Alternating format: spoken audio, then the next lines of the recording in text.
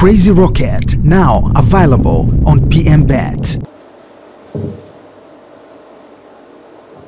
Mjumbe wa bodi ya wadhamini wa klabu ya Simba, jaji mstaafu Thomas Mihayo, mwenyekiti wa klabu na makamu mwenyekiti wa bodi ya wakurugenzi, ndugu yangu Murtaza Mangungu,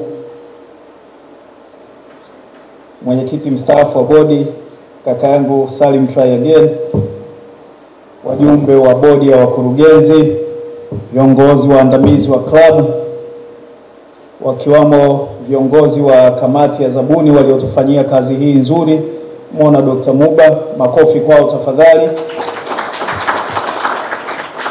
Washindi wetu wa zabuni na wabia wetu wapya, sisi watu wa Simba, washirika wetu wapya kampuni ya Jairuti Investment Limited,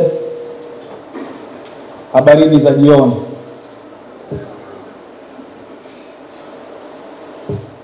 Ndugu zangu, nianze kwa kumshukuru Mwenyezi Mungu kwa kutupa zawadi ya uhai na kutuwezesha kuhudhuria tukio hili la kihistoria jioni hii nzuri ya leo. Madam CEO kuniambia kwamba tai nyekundu ndo nembo ya leo, mimi nisingevua yangu kwenye SGR, nilikuwa nimevaa na mimi ya kwangu, lakini si neno, waliotuwakilisha wametuwakilisha. Ndugu zangu, mimi nashukuru moja kwa kunipa heshima hii kubwa ya kuja kufanya ugeni huu rasmi kwenye tukio hili kubwa na la kihistoria kwenye mchezo wa mpira wa miguu nchini kwetu. Asanteni sana. Najua kuna viongozi wengi, kuna wapenzi wengi wa mpira ambao aidha wanastahili na wangependa kuwepo hapa, lakini mkaamua heshima hii mnipe mimi na siichukulii kwa wepesi. Asanteni sana viongozi wa klabu ya Simba.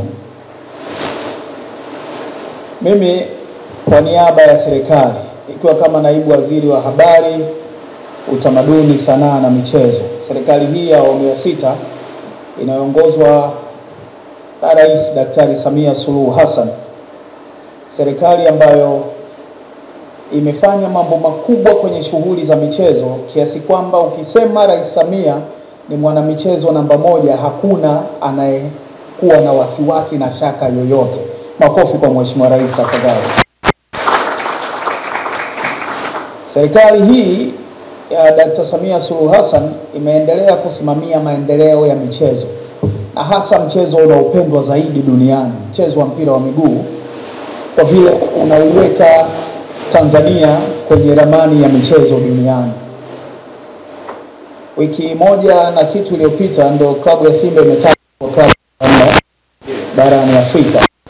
Lakini hilo limekuja kama fanikio mwisho kati ya haya ambayo mengi ambayo yametokea katika kipindi hiki cha miaka 4 cha uongozi wa Mheshimiwa Rais Daktari Samia Suluhu Hassan.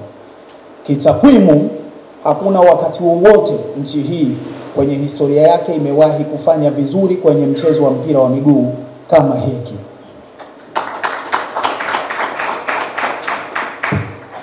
Tuna takwimu za kuvutia. Mama Konde umesema? Murtaza mwenyewe mimi nafahamu wewe ni Makonde.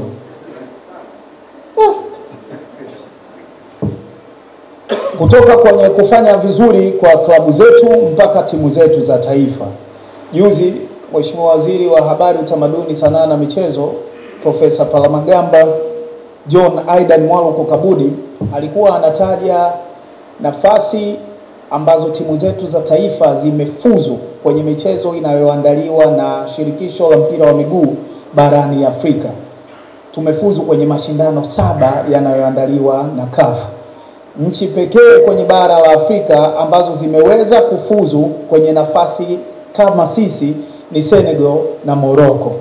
Hayo sio mafanikio madogo. Kutoka kama ambavyo ndugu yangu Ahmed ametangulia kusema hapa, kwenye jezi za kushona mpaka huku kwenye kufanya timu 7 zifuzu kwenye mashindano makubwa kabisa yanayoandaliwa na shirikisho la soka barani Afrika CAF. Hii ni safari. na aidha kuna mahali pazuri tunaelekea ambapo sisi tunaamini kwamba hatujafika, lakini hatuko ambako tulikuwa huko nyuma. Mchezo huu unaendelea kuwa mchezo unaotupa raha mioyoni, unachangia ukuaji wa soko la ajira na uchumi kwa taifa, na kuwa kiunganisho cha Watanzania na kuitangaza nchi yetu kwa wema nje ya mipaka yetu. Kwa kutambua umuhimu huu, serikali inafanya jitihada kubwa kushirikiana na mamlaka zinazosimamia mchezo huu, vilabu vya soka na wadau wengine wote, wakiwemo wapenzi wa mchezo huu kote duniani, ili kufikia malengo ya jumla yanayoweza kufikiwa kupitia mchezo huu kama taifa. Mimi nimeanza kuwa naibu waziri wa wizara hii wakati ule ikiwa Wizara ya Utamaduni, Sanaa na Michezo mwezi Februari mwaka 2023. Wakati ule bajeti yetu iliyokuja miezi kadhaa baadaye ilikuwa bilioni 35. Sio kama mnaelewa. Yaani hii hela ambayo Simba inaingiza leo kwa kipindi cha miaka mitano ilikuwa hela nyingi kuliko bajeti yetu ya wizara kwa wakati huo.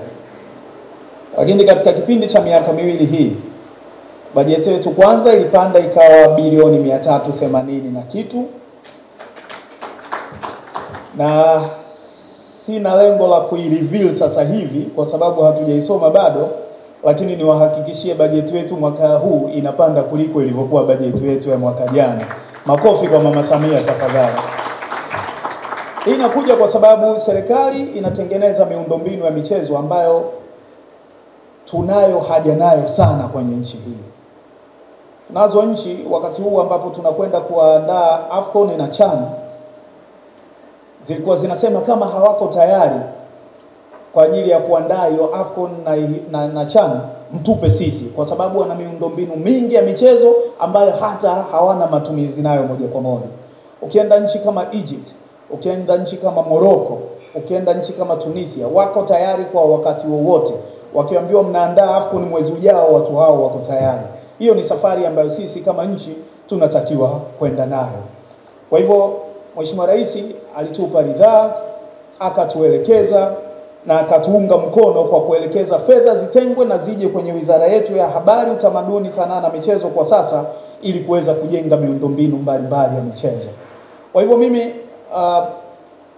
siku zote nahitaji serikali kama mdau namba moja kwenye shughuli za michezo. Kabla ya taasisi, kabla ya mtu yoyote mwingine binafsi, serikali ndio ambayo inawekeza sana kwenye shughuli za michezo, hasa kwenye miundombinu ya michezo. Tuna lengo la kuhakikisha kwamba tunakuwa na viwanja vizuri vinavyoweza kutumika kufanya shughuli za michezo kote nchini, na hili kwa moyo huu na ari ambayo Mheshimiwa Rais Daktari Samia Suluhu Hassan anatupa, naamini litaweza kufanikiwa.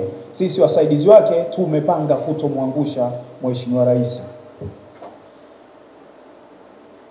Kibinafsi kabisa mimi nafahamiana na viongozi wengi wa vilabu vikubwa. Watu wa mpira tunajuana. Japokuwa Murtaza anasema mimi ni mtu wa muziki, mimi yoyo, lakini yeye ndo mtu wa mpira, lakini sio kweli. Mimi ni mtu wa mpira kama alivyo yeye.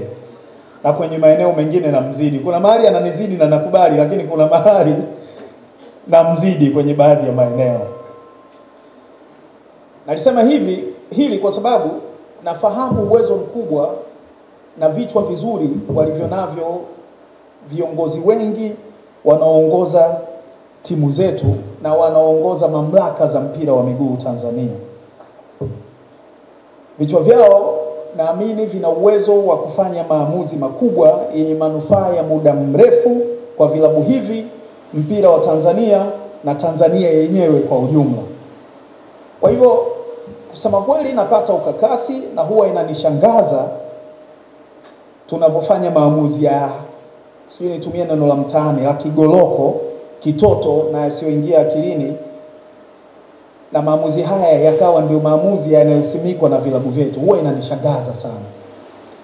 Moja ya mambo ambayo yamekuwa yananishangaza kwa muda mrefu, na sijawahi kudecode kwamba tunakwama wapi, ni kwamba nafahamu vilabu hivi vimefikia mahali pa kuendesha shughuli zake kwa weledi wa hali ya juu na kwa uwezo wa viongozi wetu, vilabu hivi vinaweza kuendesha shughuli zake kama vilabu ambavyo sisi tunaviona kama vilabu vya mfano duniani kwa ukubwa wa viwango vyetu, na kila kitu kiwe chenye kuandikika kinaweza kupita kikakagulika na kuwekewa alama za namna kwa namna zinavyokubalika.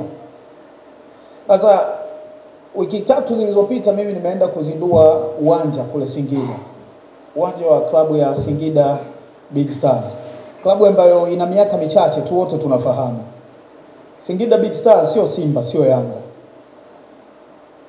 lakini kwa idadi ya watu mnaowafahamu, kwa mfano wapenzi wa Simba ambao wangekuwa tayari kuweka akili kuchangia hali ya kiuchumi na kuhakikisha nyenzo zote zilizoko katika mikono yao zinatumika ili kuhakikisha klabu ya Simba inakuwa na uwanja, inanishangaza kwamba klabu ya Simba haina uwanja mpaka leo.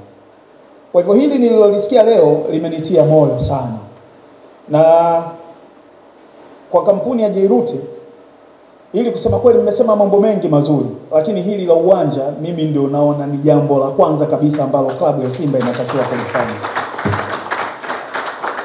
Hii ni challenge na wapa wazabuni wetu wapya, lakini na uongozi wa klabu ya Simba na klabu nyingine kubwa nchini hapa kuhakikisha kwamba tunakuwa na viwanja vyetu. Hata matatizo mengi yametokea hapa katikati, ni aibu kuona, sio haya ya juzi, ya kabla ya hapo, ya watu kuhama viwanja na kusimangana na vitu vya namna hiyo. Waona haya yote yasingetokea kama klabu hizi kubwa zingekuwa na viwanja vyake. Hili ni jambo linatia simanzi. Naamini kama kweli mnaupenda mpira wa miguu, kama kweli mnaipenda klabu yetu, hili ni jambo ambalo sasa hivi linatakiwa litoke kwenye makaratasi na liende likawekwe pale kwa vitendo. Tuone matofali, tuone pichi zikitengenezwa, na klabu ya Simba iwe ina uwezo wa kucheza mechi zake angalau hizi za ligi kwenye uwanja wake. Ule uwanja wa KMC una watu 4,000, 4,000 nani 8,000. Kwa hiyo tukiwa na kiwanja kina watu 10,000, 12,000, mechi zote zinaweza kuchezwa pale za ndani. Na hizi mechi sasa tunazoenda kucheza na Al Masry, Stellenbosch, uwanja wa serikali huko pale, na tutaweza kuutumia, hakuna mtu yote atakaye uzuia. Lakini tuupunguzie matumizi, na hata uwanja wetu kuharibika kila wakati ni kwa sababu shughuli zote tunataka kuzifanya hapo hapo. Kwa hivyo tukiweza kuupunguzia mzigo wa matumizi kwa sisi kutengeneza viwanja vya timu hizi zetu kubwa, angalau kuwa zinafanya shughuli zake za michezo kule, itafanya tuwe na miundombinu bora ya michezo ambayo tunaitunza kwa kiwango cha juu kabisa. Kwa hivyo nitumie fursa hii kufuatia hayo niliyoyasema hapa nyuma, kuipongeza klabu ya Simba kwa kuendesha mchakato huu wa zabuni kisomi na kisasa namna hii. Jinsi ambavyo Dr. Muba alikuwa anasema hapa, uwazi uliotembea mpaka mzabuni akapatikana, jinsi ambavyo haki ilitendeka na kuhakikisha ya kwamba tunapata mzabuni ambaye anakwenda kuleta manufaa kwa ajili ya klabu yetu na mpira wa nchi hii, ni jambo la kutia moyo sana. Na naamini yote ambayo mlikuwa mmeyakusudia katika utaratibu mzima na mpaka mnampata mkandarasi huyu, mzabuni huyu, naamini atakwenda kutimia, na yale ambayo yalikuwa mioyoni mwenu, ndoto ambazo zilikuwa vichwani vyenu, kwenye vichwa vyenu, mtaziona zikitekelezeka. Mchakato huu unakwenda kuweka historia sio tu kwa klabu yetu, lakini unakwenda kuset benchmark katika uendeshaji wa vilabu vya mpira kisasa hapa nchini. Hongereni sana. Nipongeze klabu na mwekezaji mpya kwa kuongeza thamani ya uwekezaji mpaka kwenye miundombinu ya kimkakati kama ambavyo nimetangulia kusema. Historia ya klabu hii na hasa ujenzi wa kiwanja cha timu na kuwa na ofisi za kisasa zaidi, studio ya kisasa ya uzalishaji wa habari, jengo la matibabu, basi la hadhi linaitwaje? Iriza la mwaka 2025, lakini itosha kusema ni uwekezaji wa kimkakati uliokuja kwa muda sahihi. Swala la hata rafiki yangu Ahmed anaenda kupata ofisi yake, sio swala la kulichukulia kwa wepesi.